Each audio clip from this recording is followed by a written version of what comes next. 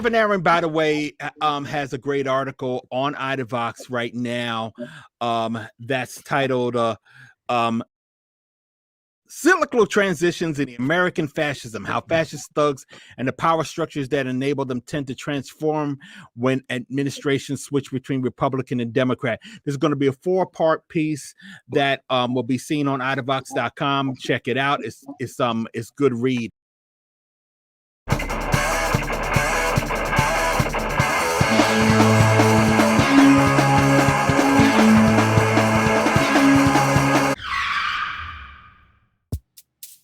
Part 1.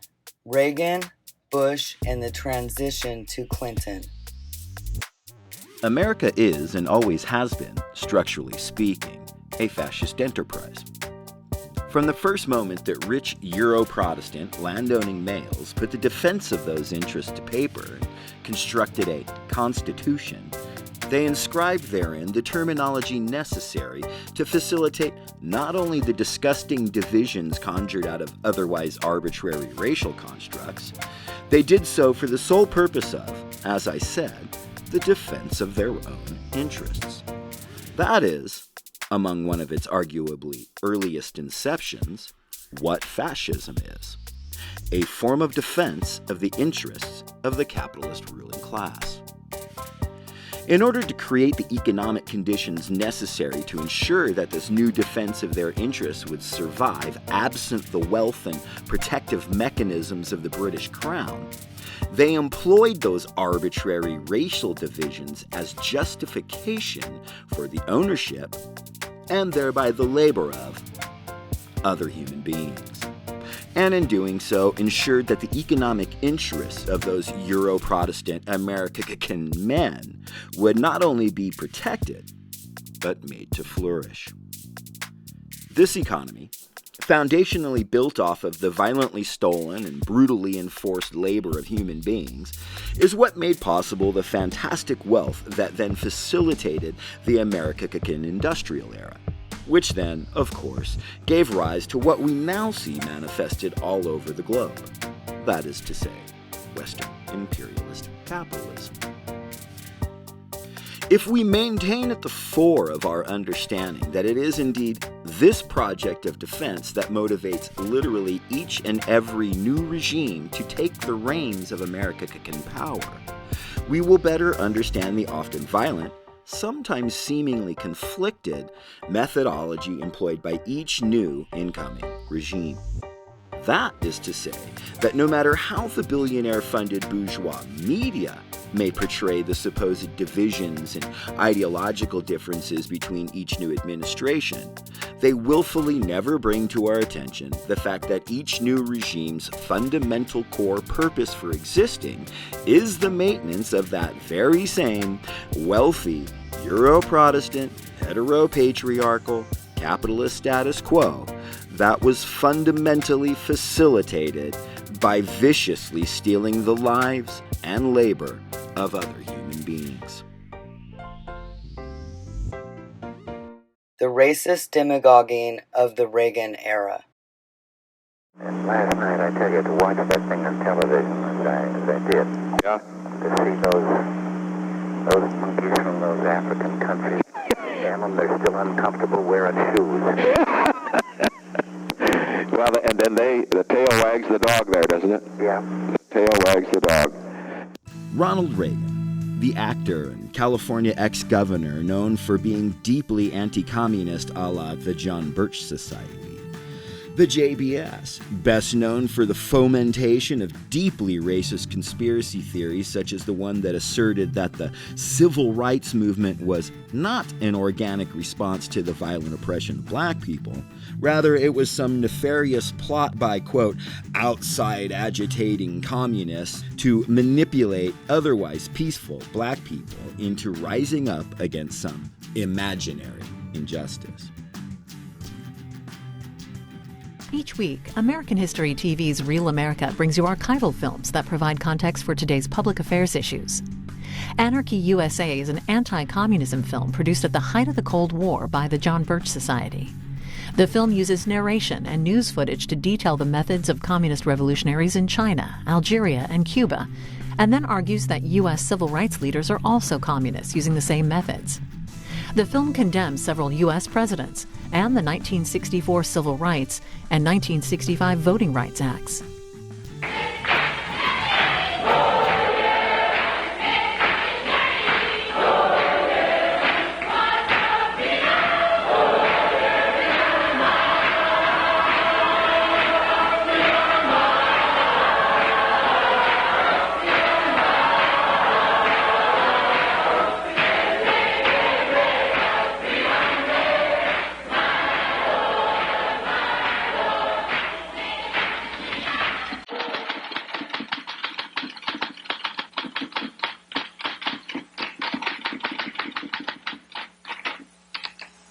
Anarchy, the breakdown of law and order, a chaotic reign of terror, mob rule and rioting, the collapse of government authority. These phrases ring strange in the ears of Americans, and for good reason. Through the years, America has stood as the world symbol for law and order. Our government is responsive to the will of the people. Our courts and legislatures provide the mechanics for a peaceful redress of grievances. And the policeman on the corner has traditionally been looked upon as a friend, not as the instrument of a tyrant. Anarchy, well, that was something we read about in our newspapers that was always happening in other countries. Perhaps the people in other countries had just reasons to riot against their governments. After all, many of the nations of the world are dictatorships in one form or another. What business was it of ours, anyway? Newsworthy, perhaps, but it could never happen here. Then, in the summer of 1964, widespread rioting and looting suddenly broke out in Harlem, in Rochester, in Newark, in Jersey City, in Philadelphia, Cleveland, and Chicago, all within a few days of each other. It was as though an unseen hand had given the signal. Then, on August 18th, 1965, guns replaced nightsticks in the hands of law enforcement officers as the Watts area of Los Angeles literally burst into a cauldron of insurrection. Thousands of rioters roamed the streets both night and day, smashing and looting, and setting the torch to over 50 square miles of the city. Hidden snipers held police and firefighters at bay as fires raged unabated. At least 35 Americans died in the violence and gunfire. The sheer magnitude of this monstrous madness strained the abilities of the civil authorities, and the California National Guard was sent to Watts with orders to quell the violence with brute force if necessary. The spectacle of American soldiers shooting it out with American civilians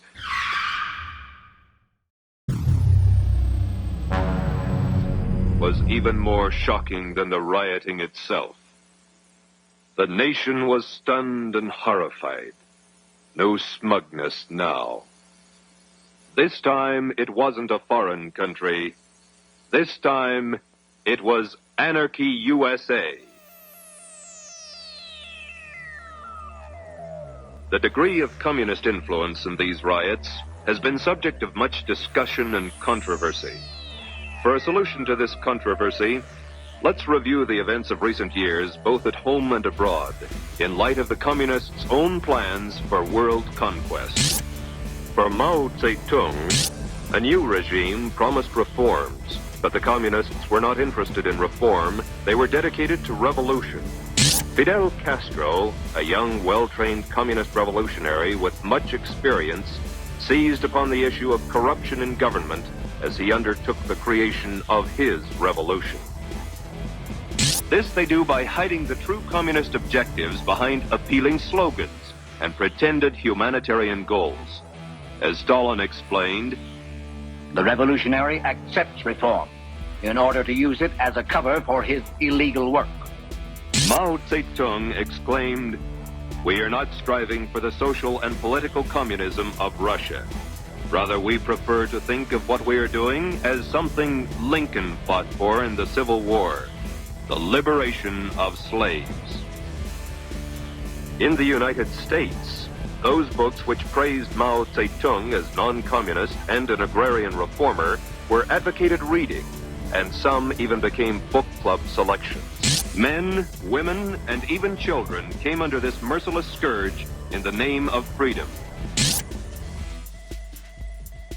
These cities, and the cities which lie within their spheres of influence, became known in communist writings as the Black Belt of the South, and were to constitute the nucleus of a future Soviet republic. If all goes according to the communist blueprint, Americans will believe that the chaos and violence has something to do with civil rights. On numerous occasions, according to Rick Perlston and Edward H. Miller, Reagan directly quoted the fear-mongering lie of Robert Welch, the founder of the John Birch Society.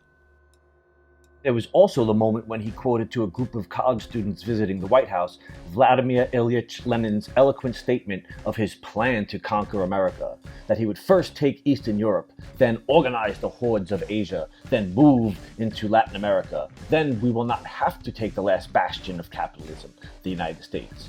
It will fall into our outstretched hand like overripe fruit. Except that Lenin never said it, but Robert Welch claimed he did. In the Blue Book of the John Birch Society, the text of his movement. Ronald Reagan, the demagoguing governor responsible for Amerikkak's first ever form of significant gun control legislation in response to armed Black Panthers bringing their very righteous and verifiable grievances to the state capitol in Sacramento, California. Ronald Reagan, the man responsible for single-handed proliferation of the rampant and disgusting demagoguery of the so-called welfare queen.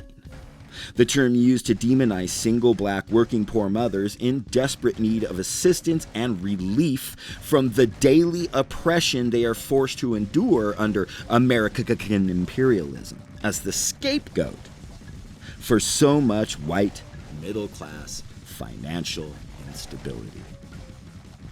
Ronald Reagan, who on August 3, 1980, began his campaign for president by giving a speech on, of all things, states' rights, wherein he reiterated that foul trope about the dangers of the so-called welfare queen in, of all places, Philadelphia, Mississippi. That speech in that town is one of the most glaringly overt examples of how crucial defending the white supremacist imperialist status quo is to essentially any would-be seeker of Amerikkkan power. And Reagan was clearly the right man to deliver it. Why is that speech in that town so significant to the maintenance of a white supremacist status quo? Well, for starters, states' rights is one of the oldest Amerikkkan white supremacist dog whistles there is, stretching all the way back to its use as proxy by the racist, treasonous, terrorist scum of the Confederacy for the supposed state right of owning Black human beings. A diversionary justification for their racist, murderous, losing campaign of treason, the U.S. Civil War. Secondly, for Reagan to invoke that clear dog whistle nod to a murderous campaign in defense of the enslavement of other human beings in Philadelphia, Mississippi, provides for us one of the clearest examples of the gross fluidity of white supremacy as a core Amerikkkan principle, especially in any bid for power. The only thing that Philadelphia, Mississippi has ever contributed to any stage of national awareness is when 3 civil rights activists, 1 Black and 2 white, were murdered there by a coalition of Klan members and local law enforcement.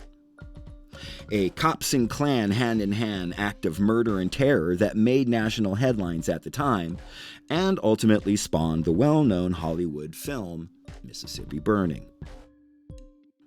Ronald Reagan set the tone of his two-term grift by making it abundantly clear, not only to Heartland Amerikkkan, but to the capitalist ruling class, that the preservation and perpetuation of the systemic white supremacist status quo would remain paramount under his administration. Reagan said to the world, in so many words, "Remember when the Klan, with the indispensable assistance of local law enforcement, brutally murdered 3 innocent young people?" Because racism? Yeah, That's totally my jam. And I will do anything to ensure that the kind of people that committed that racist murder and the ruling class that constructed the stochastic terrorist notions that motivated them will be represented up front throughout the entirety of my administration. This country elected him twice in landslide victories. The demagogues, slobbering Nazi street dogs. When an icon of Amerikkkan tradition, one blasted on both the small and large screens as the quintessential good American enough times to solidify himself as much in the minds of the mass, comes out and makes such bold declarations in defense of the legacy and tradition of racist murder and terror, should it be any wonder that the masses who love such things would then feel emboldened? No, it shouldn't. Under Reagan-Bush DC stewardship, Amerikkkan saw a massive uptick in the organization and proliferation of violent, proud, and outspoken neo-Nazi groups and organizations terrorizing marginalized and oppressed minorities of people while committing multiple acts of bigotry-induced murder all over the country. Fantastic headlines focused on the overt, purposeful violence committed by an alarming number of neo-Nazi bonehead individuals and groups. At first, frighteningly, piqued the interest and fascination of the American mass. Many will remember that in the 80s and early 90s, we weren't imbibing the as-of-yet unconceived podcastiverse. No, we were enthralled with and perpetually glued to the afternoon talk show. 1 hour respectively with Geraldo Rivera, Jerry Springer, Oprah Winfrey, Montel Williams, and a host of other pretenders to the afternoon ratings throne. And every one of them was keen to capitalize on featuring those responsible for the salacious and bloody headlines emanating from the actions of this new fascist street thuggery so emboldened by that demagoguing actor in Washington. My guests today call themselves skinheads. They say their heads are shaved for battle. Do you believe that only white people created this country? Everything that's created around here is created by white people. You know, all the music writers and, builders, great architects who are white. Blacks, they still live in the jungles of Africa. They come over here. White people teach these people. You can't be a Nazi and be a skinhead. Skinhead culture was birthed out of the unity between working class white British youth and working class Jamaican immigrant youth in England. And that's the birth of skinhead. It's blacks and white working class people to working class culture of unity between blacks and whites that was co-opted later by Nazis. So we call them boneheads. White people teach these people. They didn't create anything over here. They just followed us. We taught them. Mike, why is violence necessary? Violence is necessary when it's brought to us. And we've had people come at us with bats, knives, and stuff like that. Why? Because we were white. Oprah says she and her producers believed they would be exposing ignorance and confronting hate, but they were wrong. The men came with their own agenda, and in the end, a panel of racists were given an hour-long platform to spread their message of evil. I just heard what you said. You just said, I don't sit with monkeys. You think because she's black, because I'm black, we're monkeys? Is that? That's a proven fact. That's a proven fact? It's a proven fact that I'm a monkey? Could be, but, Go ahead. First thing I want to get off my mind is... I want to talk about this monkey stuff. These skinheads...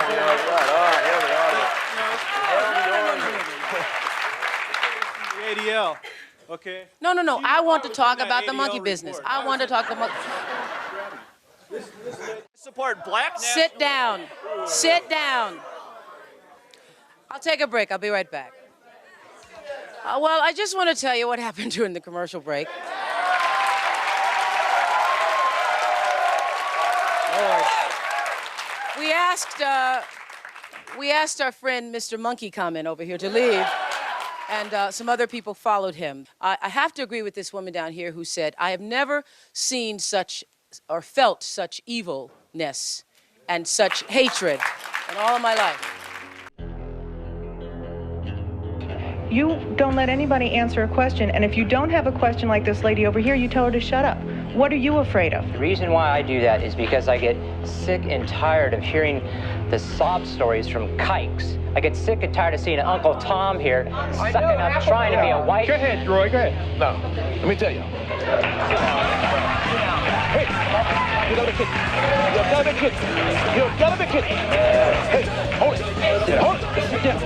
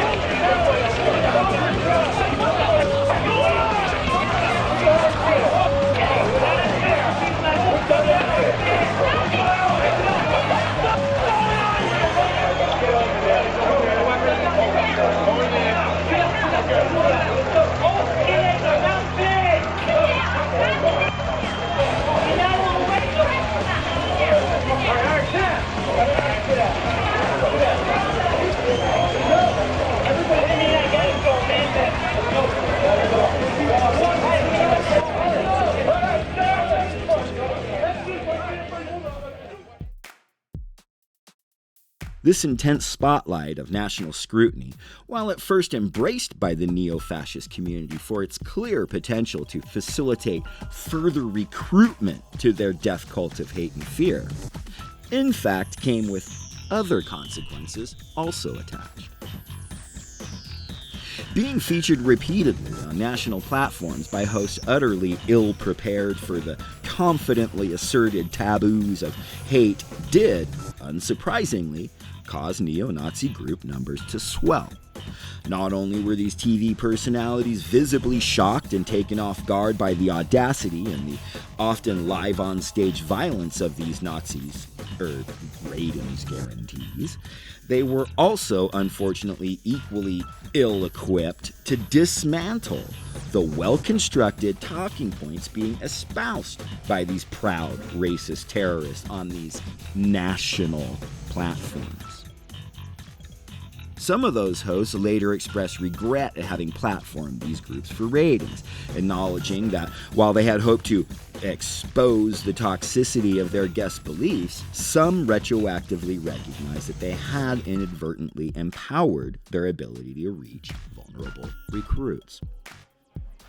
That all said, once the TV show brawls were over, once the instances of real-time murders and raw violence began to undeniably stack up around the nation, and once the national mass had a moment to step back and assess all this activity beyond all the attention-grabbing headlines, they, for the most part, turned on the street-level neo-Nazis.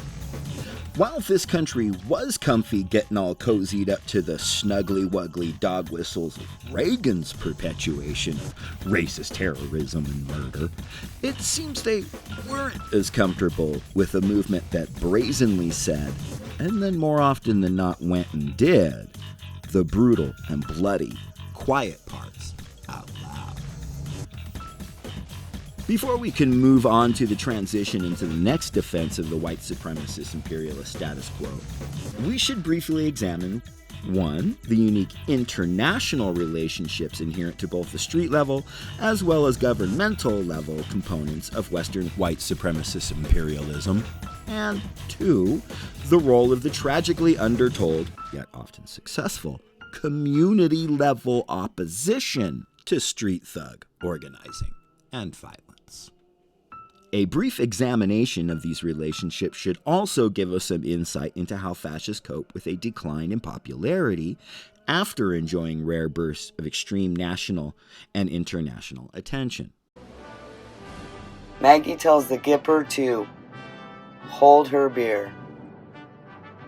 Indeed, Reagan did have his British counterpart, equally bourgeois, equally faux populist, equally anti-communist, and equally dismissive of the most obvious of sufferings of the poorest among her constituency.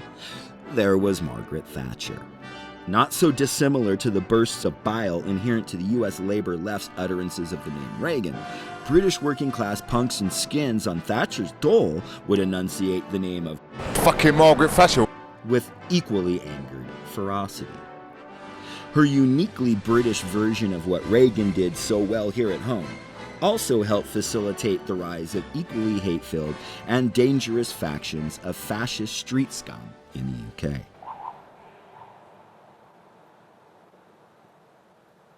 First, they came for the Jews. I didn't speak out because I wasn't a Jew. Then they came for the communists. I didn't speak out because I wasn't a communist. Then they came for the trade unionists. I didn't speak out because I wasn't a trade unionist. Then they came for me. There was no one left to speak for me. Pastor Niemöller, victim of Hitler's Nazis.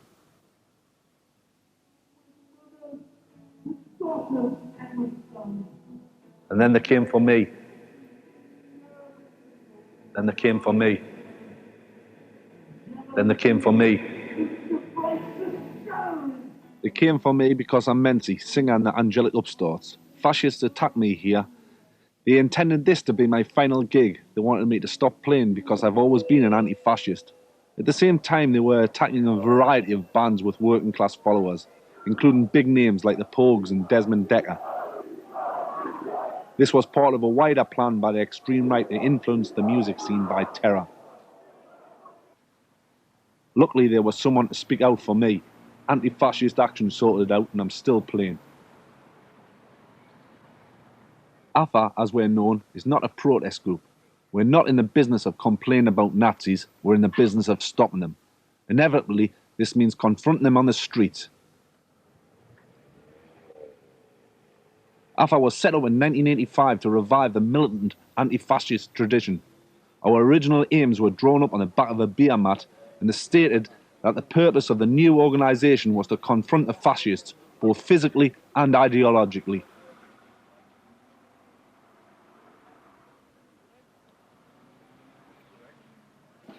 Fascism is a movement of force against the working class people, irrespective of where they are. Fascism does away with trade unions. Fascism lives on racial hatred. Fascism doesn't believe in the betterment of the conditions of the working people. It is the strong arm of the capitalist system, in my view. I started to become actively involved against the National Front in the middle of 1974, where we carried on a campaign up until the end of the 70s. By then, the National Front had splintered and broken off. I suppose the most significant part of that was the actual demonstration in Lewisham, where they were literally smashed. They got a terrible pounding, literally a pounding on the streets. Their old philosophy didn't seem to be working, and it wasn't their philosophy, it's the philosophy of one Adolf Hitler controlling and ruling the streets. The National Front became very aggressive, and it started off by the obvious thing, attacking particularly people selling newspapers in the streets, Socialist Workers' Party, but not only Socialist Workers' Party. They attacked people selling the Morning Star, they attacked people selling Militant, and they were becoming very aggressive, and we decided that we'd have to stop it, we'd have to try to stop it.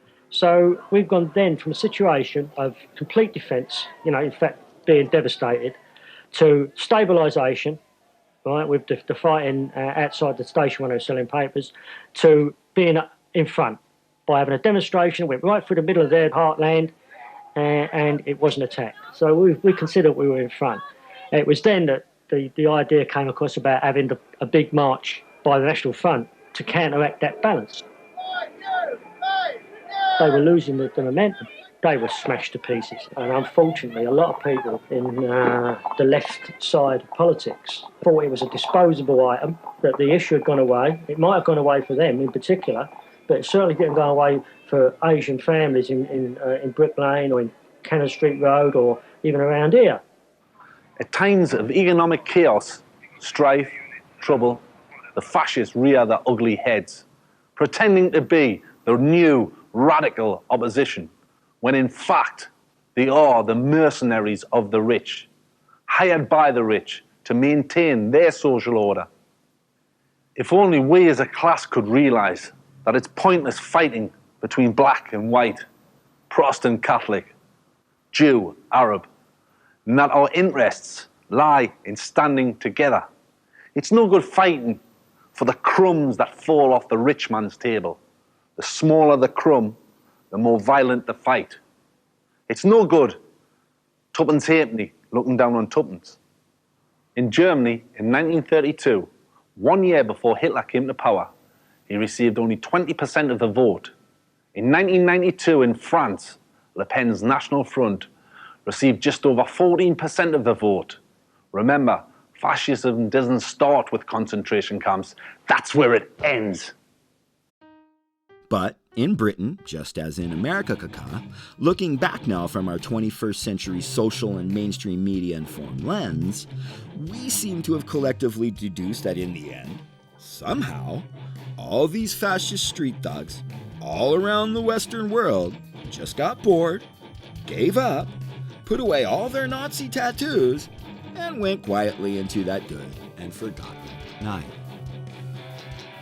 Suffice it to say that the bourgeois media cameras weren't pointed at all the many, nay the countless occasions upon which often well-organized mobs of fascist street thugs were met with far better organized anti-fascist opposition, ready and well capable of fending off any and all violent attacks that fascists have historically had access to from among their limited intellectual and tactical arsenal.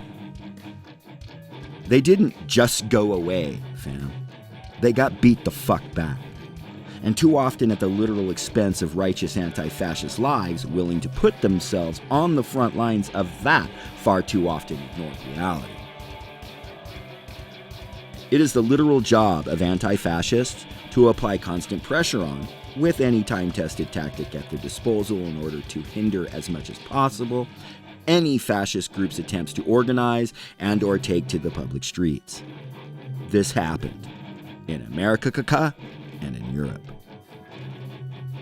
Those stories are far too complex and many for this examination, but that said, and while a decrease in primetime media coverage may have also further hampered the street fascists' ability to remain a sustainable project, it was without question under-celebrated members of your communities that made the sacrifices necessary to make sure that fascists decreased in popularity, so much so that they could even give the appearance of having just went away. Bonehead fascination declines. Desperate Nazis seek the strangest of alliances. While they were on the backstep, most especially here at home in Amerikkkan by the end of the Reagan-Bush era, and while definitely having dwindled to skeletal membership numbers, violent terrorist fascism most assuredly did not go away. In fact, it got more paranoid, desperate, and one could even argue, more organized. Akin to a trapped and wounded wild animal, only now, as we will see in the Clinton era, with some organizational experience as well as the analytical ability that comes with having brushed up against being backed by real power. In hindsight, it seems a matter of logical due course that street-level fash, in the wake of such defeats and significant drops in affiliated numbers, would then seek to both repackage their image as well as seek new alliances that could put them back on the path to building new membership. In Britain, as we will later see in Amerikkkan at the end of the Trump administration, see Part 3, they will even go so far as to seek alliances with their historic enemies or even those that have historically comprised the focus of all their bigoted hate and fear. They may seek alliances with, say, historically pro-Jewish, or, in the case of the National Front, seek alliances with and begin platforming the ideas of so-called black nationalist figures such as Louis Farrakhan. Okay, so what I got here, fam, is this is an old BBC Two documentary.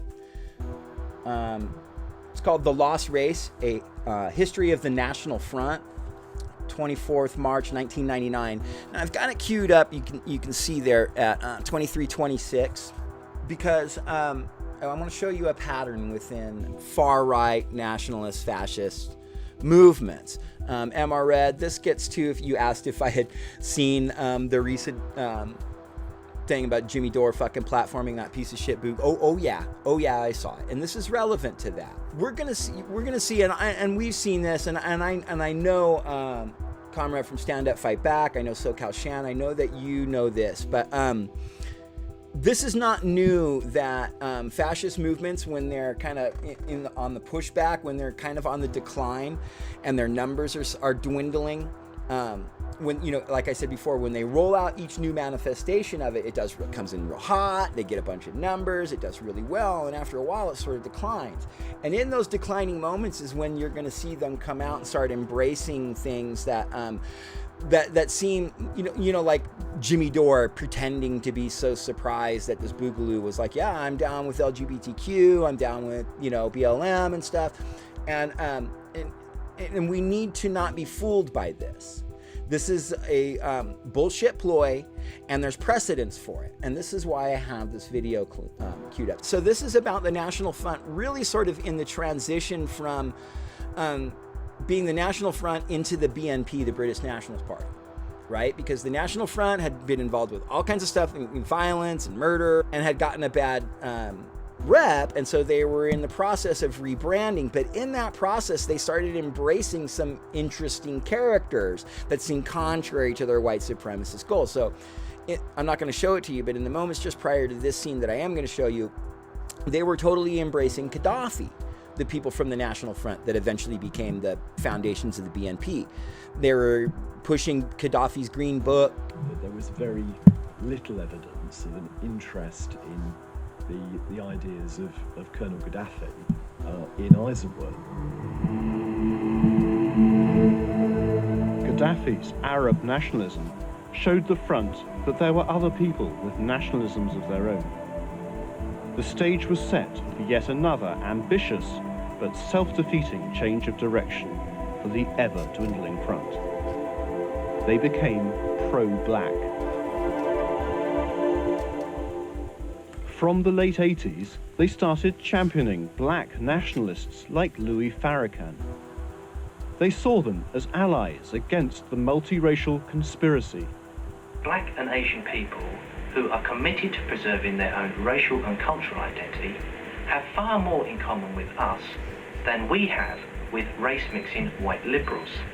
See, and you can't ever fall for that either, fam, because however you feel about Farrakhan, and I have some very distinct, specific criticisms of Farrakhan, and but I don't go after black nationalists because these are colonized people screaming for fucking agency and their own fucking self fucking perpetuated power, man. And I'm just not in any position to criticize that.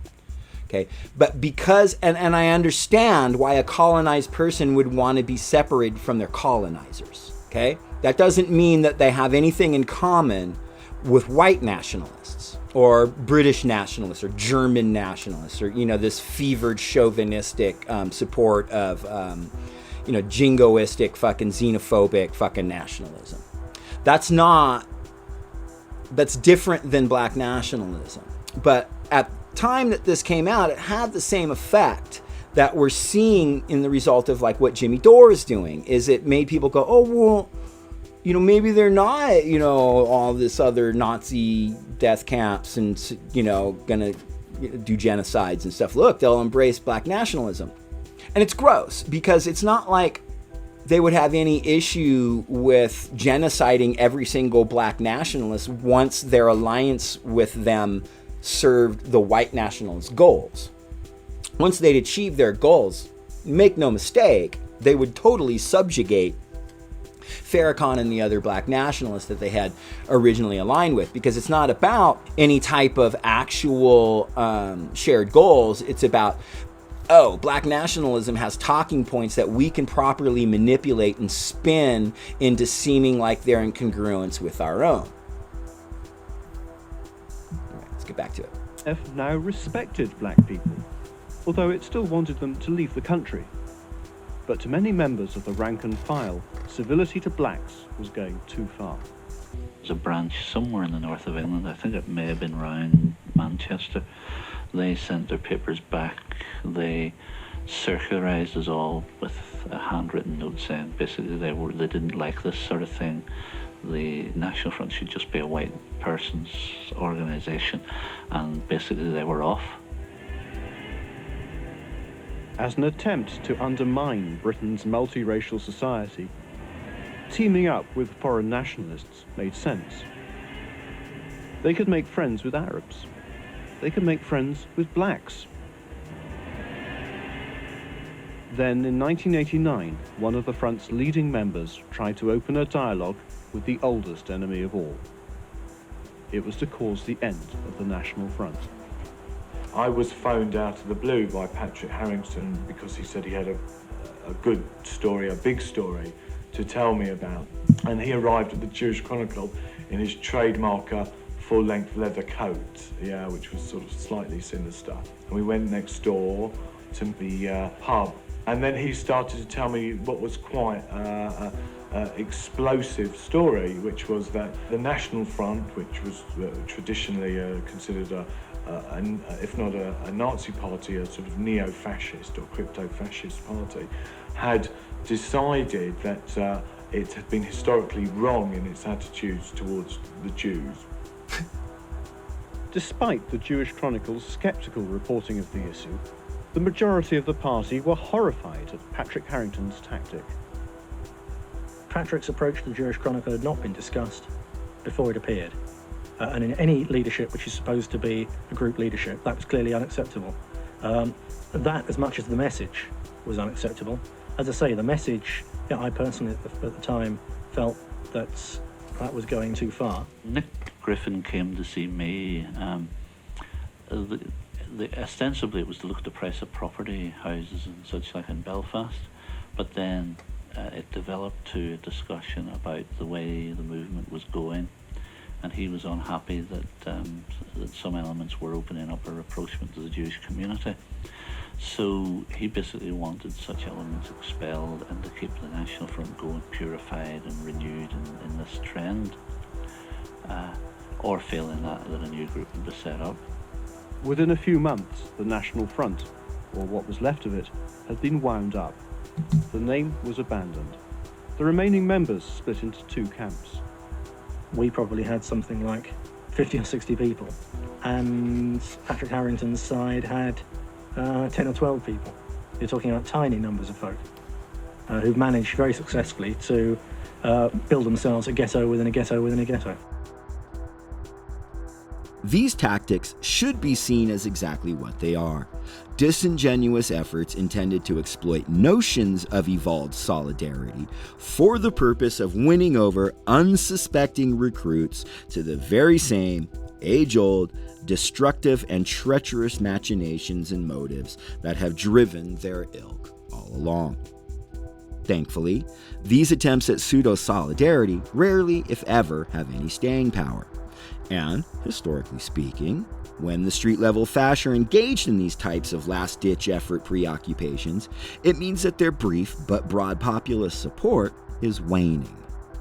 This decrease in public interest clearly makes them far less useful to the same white supremacist, imperialist, capitalist power structure that was once so keen to empower and exploit them. But being seemingly less useful to white supremacist power doesn't always mean being left behind by it. Sometimes it becomes more beneficial to target its creation than it does to embrace it. Nazi militia meets ATF, the Clinton era. Nothing better exemplifies the way with which the Amerikkkan mechanisms of power will shift their focus of violent and oppressive attention, even onto those who had once been their allies, than the way with which a number of seemingly organic and unrelated events unfolded very early on in the Clinton administration, and the way with which that regime responded to them. Two, in particular. The first is what has generally come to be known as the standoff at Ruby Ridge. But that standoff was only the final focal point of a much larger story. One that entails Nazi compounds, anti-government separatists, deeply unethical activities from government officials and law enforcement, including but not limited to murder, and one of the finest examples of the violent terrorist constructs of the white supremacist capitalist status quo viciously attacking elements of itself in such a way that will only serve, whether intended or unintended, to further radicalize those elements it targets. So, the story goes, Randy Weaver, a racist fucking asshole that also happened to hate the government, grabbed up his wife and kids and moved to a small house on the top of a mountain in Idaho, far from civilization, the government, and any of those minorities he felt naturally superior to. To the apparent welcomed, yet equally coincidental convenience of the Weavers, their nearest neighbor down the mountain was the compound HQ of Richard Butler's Aryan Nations, one of the most well-organized and network-connected bodies within the neo-Nazi community of the time. A home to murderous, terrorist neo-Nazis just leaving prison for sentences stemming from the same, a fountain for locally and nationally distributed neo-Nazi pamphlets, leaflets, and propaganda, a bastion of fascist terrorist training and organizing, the Aryan Nations compound was the sort of white supremacist mecca for any would-be serious neo-Nazi bonehead or white nationalist terrorist. As it turned out, the Weavers found Aryan Nations conferences, concerts, picnics, and gatherings, fun, chill even, their kind of thing, if you will. Or, at the very least, conducive to sharing the occasional hot dog, beer, and a monstrously ill-informed and paranoid discussion about imaginary, quote, Zionist-occupied governments and the ever-drawing closer, equally imaginary, coming race war. Weaver becoming so cozy with one of the most dangerous manifestations of terrorist fascist organizing in modern American history, the Aryan Nations, later proved to leave him vulnerable to the power structure that was then poised to perform a modern-day Night of the Long Knives upon its once useful, loosely connected band of street-level, stochastic terrorist bigots. Many may recall that Ernst Röhm was assassinated by the very same powers that he had facilitated the rise of. The head of Nazi Germany's SA Brownshirts, essentially the street-level German equivalent of the modern Amerikkkan Proud/Boogaloo Boys, Röhm had not only worn out his usefulness to the Nazi Party, but his influence over and even popularity with the German people, and quite possibly his homosexuality, had become an actual threat to, however seemingly small, Hitler's supreme power. In keeping with the defense of the fascist imperialist status quo at all costs, Röhm was assassinated by SS officers, as were other leading Nazis that represented a similar threat.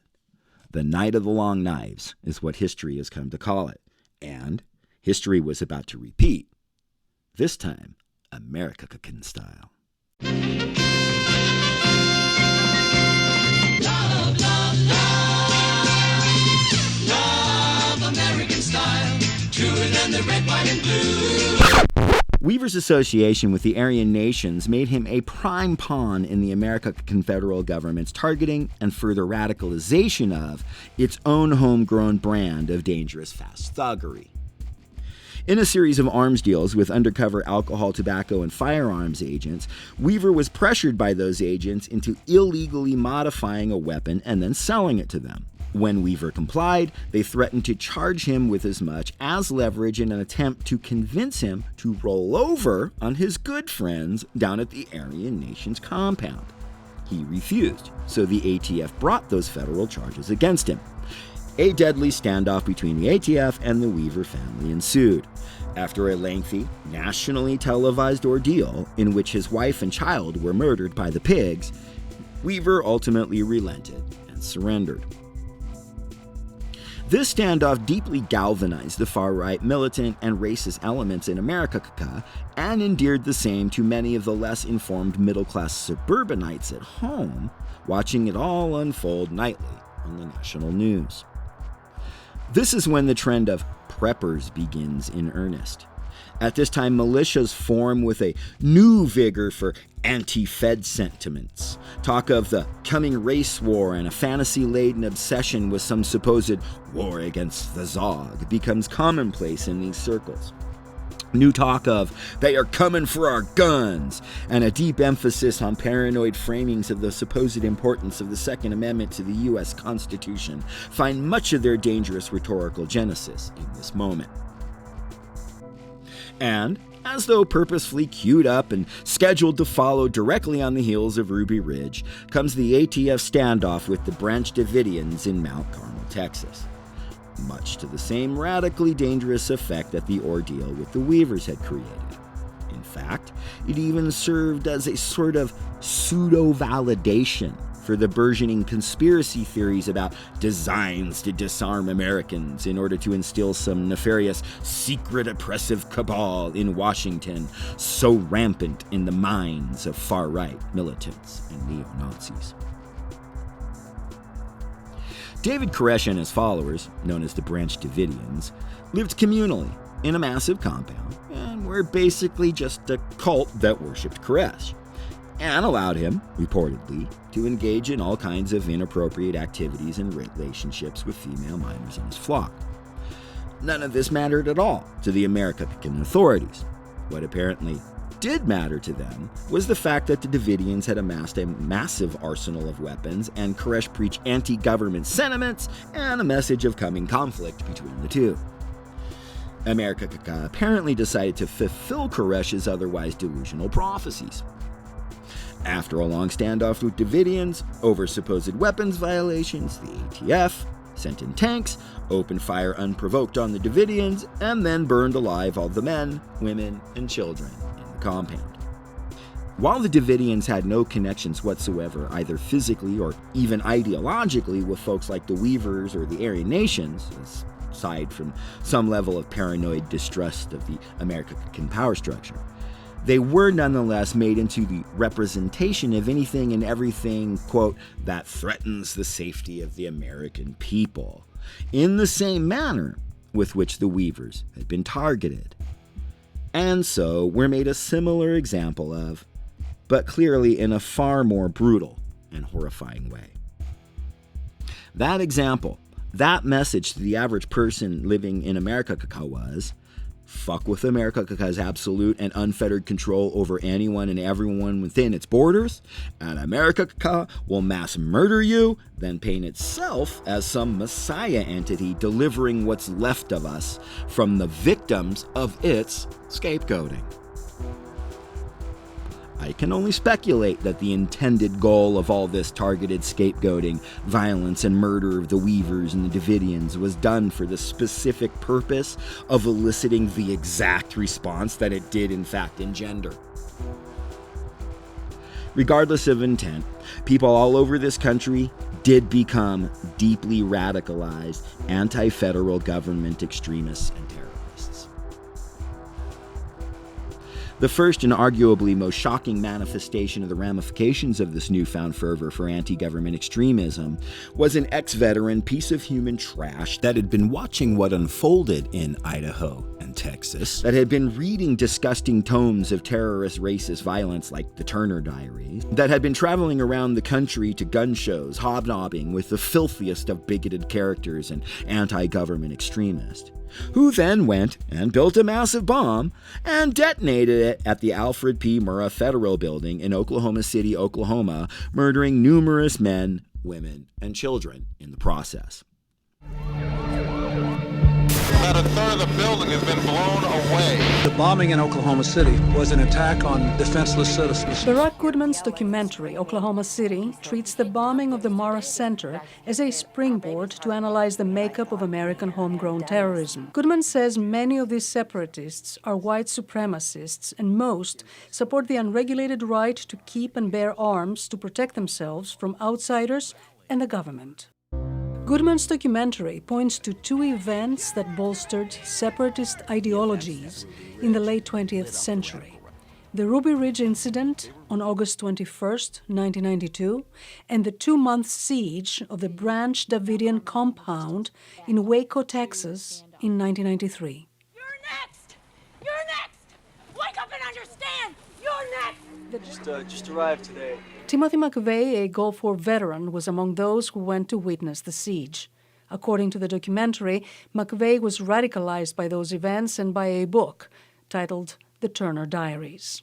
It's a racist screed. Intriguingly, though, it describes the bombing of the FBI. It's the kind of culmination of the novel, and it really lays out a recipe for how to build a bomb like this.